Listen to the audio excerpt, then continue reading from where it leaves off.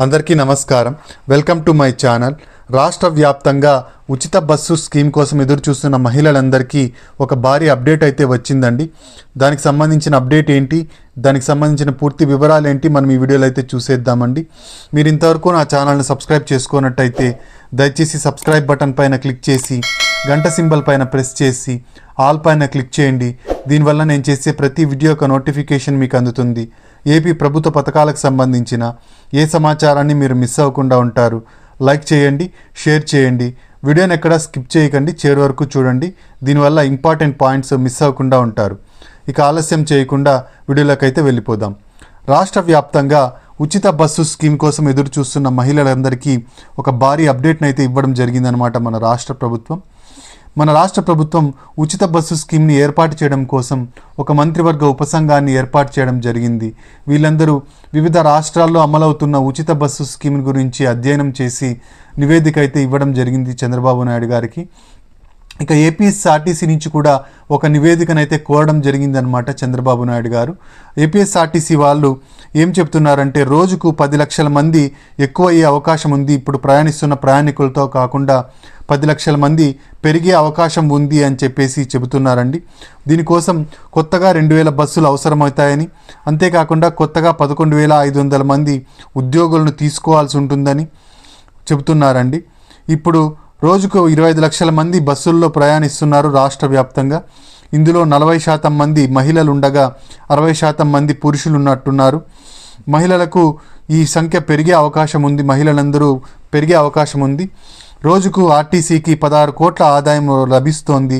దీనిలో మహిళలందరూ ఉచితంగా ప్రయాణించినట్లయితే 6 కోట్ల ఆదాయం ఆర్టీసీకి నష్టం జరుగుతుందని ఆర్టీసీ వాళ్ళు చెబుతున్నారండి. ఈ ఉచిత బస్సు స్కీమ్ని తీసుకురావాలి అంటే మనకు కొత్తగా 2000 బస్సులు, 5000 మంది కండక్టర్లు, 5000 మంది డ్రైవర్లు, 1500 మంది మెకానిక్లు అవసరం అవుతారని కూడా మనకు ఇక ఆర్టీసీ వాళ్ళు నివేదికలో చెప్పడం జరిగింది. మనకి ఇప్పటికే 300 కోట్ల జీతాలు ఆర్టీసీలో చెల్లిస్తున్నారు. ఇంకో 200 కోట్ల భారం పడుతుంది. కొత్తగా 11,500 మందిని రిక్రూట్ చేసుకున్నట్టయితే ఇంకా 200 కోట్ల భారం పడుతుందని, ఈ మొత్తం డబ్బుని గవర్నమెంట్ ఏపీఎస్ఆర్టీసీ కాకుండా గవర్నమెంటే భరించాల్సి వస్తుందని చెప్పేసి నివేదిక ఇవ్వడం జరిగిందండి. మనకి ఇప్పుడు మహిళలు అయితే జీరో టికెట్ విధానం ద్వారా రాష్ట్రంలో ఒక్క చోటు నుంచి ఒక చోటికి, ఎక్కడి నుంచి ఎక్కడికైనా ప్రయాణించే అవకాశాన్ని మన కూటమి ప్రభుత్వం కల్పించబోతోందండి. ఆధార్ కార్డు లేదా ఓటర్ కార్డుని చూపించినట్టయితే మహిళలందరూ రాష్ట్రంలో ఎక్కడి నుంచి ఎక్కడికైనా ప్రయాణించే అవకాశం కలుగుతోంది. జీరో టికెట్ విధానాన్ని తీసుకొస్తోంది మన కూటమి ప్రభుత్వం. మహిళలందరికీ జీరో టికెట్ని ఇష్యూ చేస్తారంటే మనకు టికెట్ అమౌంట్ ఎంత అయితే ఉంటుందో ఆ అమౌంట్ని ఆర్టీసీ కాకుండా ప్రభుత్వం అయితే చెల్లిస్తుందండి. దీనివల్ల దీనివల్ల ఆర్టీసీ పైన భారం పడకుండా ఉంటుందన్నమాట. చంద్రబాబు నాయుడు గారు మన మంత్రివర్గ ఉపసంఘాన్ని ఏర్పాటు చేశారు. ఈ మంత్రివర్గ ఉపసంఘం వివిధ రాష్ట్రాల్లో ఈ పథకం ఎలా అమలవుతుందో దీనికి నివేదిక ఇవ్వడం జరిగిందనమాట. ఆ రాష్ట్రాల్లో జరిగిన పొరపాట్లు మన రాష్ట్రంలో జరగకుండా మన ఆర్టీసీలో దీన్ని తీసుకురావాలి అని చెప్పేసి మన రాష్ట్ర ప్రభుత్వం అయితే భావిస్తోందండి. దీనికోసం గట్టి పటిష్టమైన చర్యలను అయితే తీసుకుంటోందన్నమాట. మహిళలందరూ ఏ ఇబ్బంది లేకుండా ఈ ఉచిత బస్సు స్కీమ్ని తీసుకోవాలని చెప్పేసి రాష్ట్ర ప్రభుత్వం అయితే భావిస్తోందండి.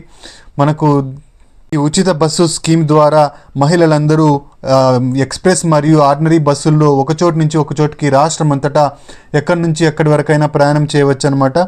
దీనివల్ల ఎంతో ఉపయోగం కలగబోతోంది. సిటీ బస్సుల్లో కూడా మహిళలందరికీ ఉచితంగా మనకు ఆ సౌకర్యాన్ని కల్పిస్తారనమాట. ఫ్రీగా మనకు ఎక్కడి నుంచి ఎక్కడి వరకైనా ప్రయాణం చేయవచ్చు. దీనికోసం జీరో టికెట్ విధానాన్ని అయితే తీసుకురాబోతోంది మన కూటమి ప్రభుత్వం. అయితే ఏపీఎస్ఆర్టీసీ ఇచ్చిన ఈ నివేదిక ప్రకారం మనకు చాలా భారీగా మనకు భారం పడే అవకాశం ఉందండి మన రాష్ట్ర ప్రభుత్వం పైన. దీనివల్ల మన రాష్ట్ర ప్రభుత్వం క్యాబినెట్ సమావేశాన్ని నిర్వహించి ఒక నిర్ణయాన్ని అయితే తీసుకోబోతోందన్నమాట. ఈ సంక్రాంతికి ఫ్రీ బస్సు వచ్చే అవకాశం అయితే కనిపించడం లేదండి. మనకు నెక్స్ట్ ఉగాదికి అయితే ఈ ఫ్రీ బస్సు స్కీమ్ అయితే వచ్చే అవకాశం కల్పిస్తోంది. ఇది ఒక బ్యాడ్ న్యూస్ అని చెప్పుకోవాల్సి ఉంటుంది. అయితే మనకు పకడ్బందీగా ప్రణాళికలు రచిస్తోంది అనమాట మన రాష్ట్ర ప్రభుత్వం.